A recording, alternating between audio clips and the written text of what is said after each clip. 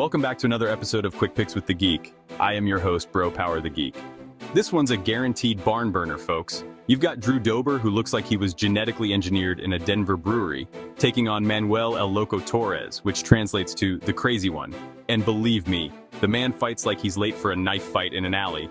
Vegas has Torres as a slight favorite at minus 120, but this line is tighter than Dober's jawline. Someone's going to sleep, and it's probably going to be beautiful. Let's break it down. Drew Dober comes in at even odds with a record of 27-14. Dober is what happens when a GQ model asks to be reincarnated as a lightweight Mike Tyson. This man eats punches like snacks and returns fire with the enthusiasm of a man who loves mutual CTE. Every Dober fight feels like a bar brawl where everyone agrees to only throw hooks. He's got 14 career knockouts, a granite chin, and cardio that somehow survives his style, which is basically walk forward until one of us falls. He's been in there with the who's who: Bobby Green, Brad Riddell, Islam Makhachev. And sure, he hasn't always come out on top, but he's never been easy work. Lately, he's been a little hit or miss. He has won one fight in his last 4. But make no mistake, Dober's still dangerous, and he thrives in chaos. If Torres wants a brawl, Dober will RSVP yes and bring extra beer. The problem? Dober doesn't exactly avoid damage. He blocks punches with his face and trusts his chin to carry him through. That works, until it doesn't.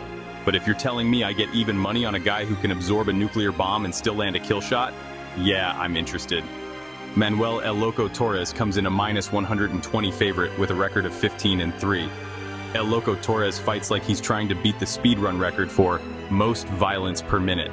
He's 3-1 in the UFC if you count his Contender Series win, and all 3 of those wins came by first-round knockout.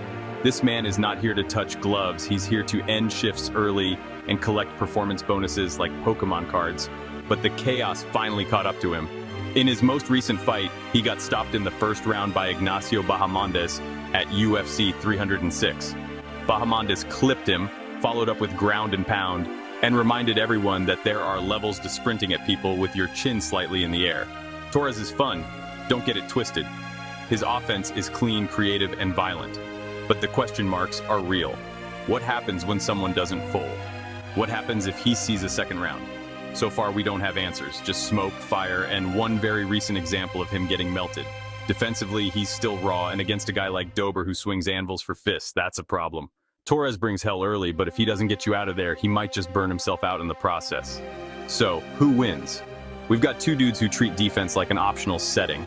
Torres wants this fight over before his walkout music stops echoing, while Dober is fine fighting until next Tuesday.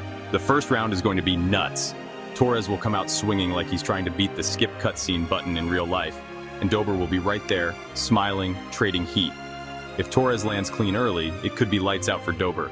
He's explosive and crisp enough to find that chin.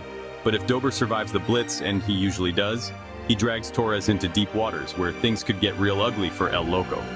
We've just never seen Torres tested beyond 5 minutes. Meanwhile, Dober lives for the war. It's the classic matchup: early finisher versus seasoned veteran. One man brings fire, the other brings fire resistance. Official pick. I'm rolling with Drew Dober. Give me the man who's been through the wars and come out with a smile. Torres is terrifying early, but Dober's durability, experience, and cardio make him the better bet in a firefight. This feels like a take the shot, survive the storm, then land the kill shot kind of fight. Dober by knockout. Probably in round 2, maybe even late in round 1 if Torres overextends. El Loco is wild, but Drew Dober is crazy with a plan, and that's the kind of crazy I'll bet on. If you enjoyed this, go ahead and smash that like button. If you haven't subscribed yet, what are you waiting for? Hit that subscribe button and turn on notifications so you don't miss a beat when the next video drops. And don't be shy. Leave a comment below and let me know who you got winning this fight. Let's see who really has the crystal ball around here. Until next time.